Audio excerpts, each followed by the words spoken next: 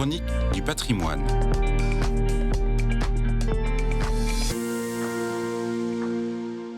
Bonjour à tous.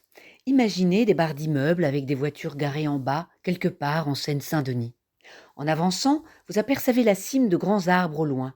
Vous passez devant une école avant d'arriver à une petite prairie entourée de ces beaux arbres. À gauche, une petite chapelle ancienne avec un dôme et juste devant vous un grand bâtiment récent, long et bas, fait tout de bois, orné de jalousies blanches avec un toit en pente douce surmonté d'une croix. C'est une église.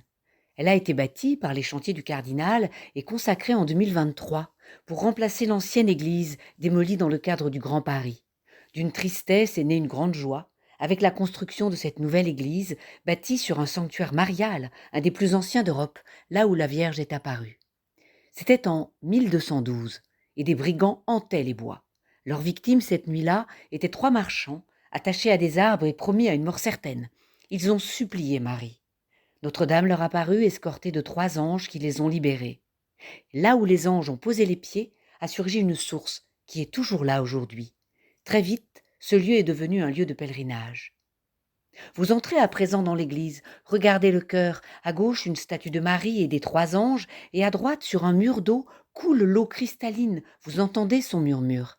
C'est l'eau de la source des anges, située à quelques mètres. Une dérivation capte une partie de l'eau qui passe par l'église avant de retourner à la source. Voilà, vous êtes au cœur de l'église Saint-Jean-23 de Clichy-sous-Bois.